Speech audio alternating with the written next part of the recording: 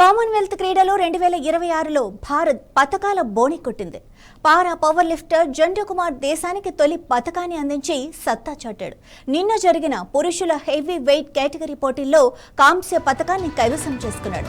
72.4 కిలోల బరువున్న జండు కుమార్ తన రెండో ప్రయత్నంలో 190 కిలోల బరువును విజయవంతంగా ఎత్తి పతకాన్ని ఖాయం చేసుకున్నాడు.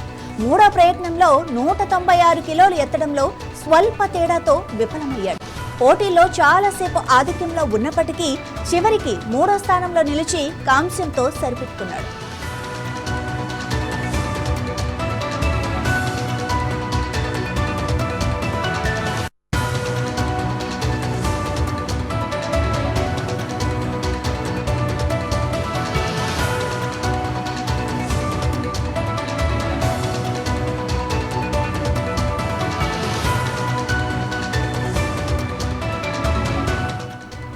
బీహార్లోని నలంద జిల్లా హర్నాథ్ గ్రామానికి చెందిన జండు కుమార్ ప్రస్థానం ఎంతో స్ఫూర్తిదాయకం. ఓ సాధారణ కూరగాయల వ్యాపారి కుమారుడైన జండు పుట్టుకతోనే పోలియో బారిన పడ్డాడు. అయినప్పటికీ ఎన్నో శారీరక ఆర్థిక సవాళ్లను అధిగమించి అంతర్జాతీయ క్రీడా వేదికపై నిలిచాడు. ఆసక్తికరంగా జండు క్రీడా జీవితం పవర్ లిఫ్టింగ్ తో మొదలు కాలేదు. 2017లో షార్ట్ పుట్ డిస్కస్ తో అథ్లెట్ గా కెరీర్ ప్రారంభించి జిల్లా రాష్ట్ర స్థాయి పతకాలు కూడా సాధించాడు. జిమ్ లో శిక్షణ తీసుకుంటున్నప్పుడు పవర్ లిఫ్టింగ్ పై ఆసక్తి పెంచుకొని ఆ తర్వాత ఈ క్రీడలోకి మారాడు.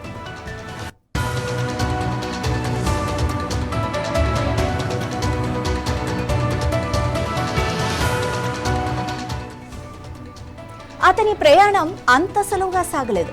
ఉన్నత స్థాయి పోటీలకు అవసరమైన పోషకాహారం కూడా కొనుగోలు చేయలేని దుస్థితిలో జీవనోపాధి కోసం కూరగాయల వ్యాపారం నడిపారు. కనీసం వీల్ చైర్ కూడా లేని స్థితిలో రోజు 20 కిలోమీటర్లు ప్రయాణించి స్థానిక మార్కెట్లకు వెళ్లేవాడు. స్నేహితుల వద్ద అప్పు చేసి కొన్న ఈ రిక్షా వ్యాపారం కూడా కరోనా మహమ్మారి కారణంగా దెబ్బతింది.